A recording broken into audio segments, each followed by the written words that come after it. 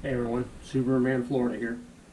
Little update on my build that I've been doing here of my Sig Rascal.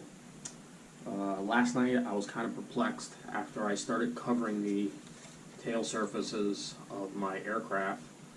I noticed that there was a problem. One was with the control surface of the rudder. If I pushed up on the rudder, I noticed that this one would actually stay down. The rod that went through the center to control both tail surfaces was not long enough, and it was getting binded and restricted.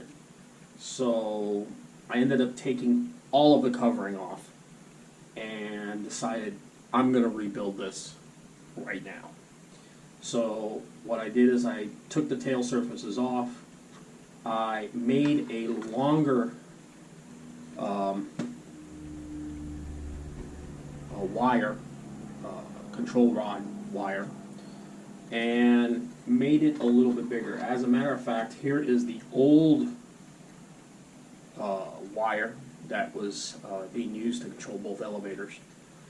It was very tiny, and I just couldn't get it around this big section here.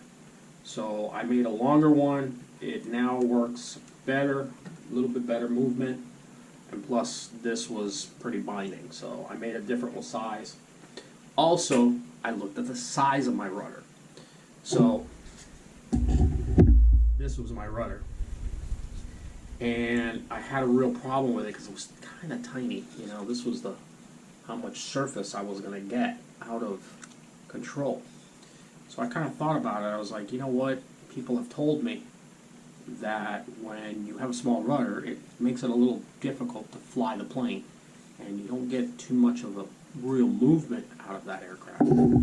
So I increased the size of the rudder surface, the controllable part, to make it a little bit bigger.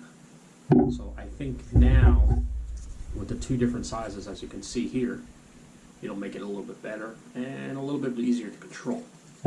So this will be the new rudder. It will go here, and then I will put my rudder control surface. Now, the other one was very tiny. It was only that's about basically how it was. And I just didn't like it. I think I was gonna have problems in flight, which I've had some problems now with the Piper Cub. The Piper Cub, I'm thinking that the rudder's a little small, and I think many of you who made suggestions to me on Facebook were right. And I think, I don't think, I know you guys are right. Y'all, some of you actually made suggestions that you should make the rudder a little bigger. On this aircraft, on the SIG, yes, you should make the rudder a little bigger. If the plans call for a smaller rudder, do not follow the plans. Make sure you make modifications to your plans while you're building your aircraft. That way, later on down the road, you won't have any issues.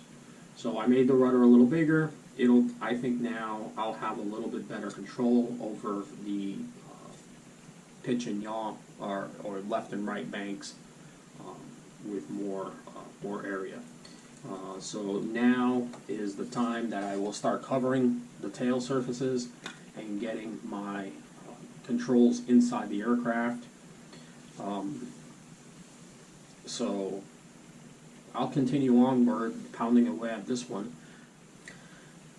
If you like this video, please like and subscribe.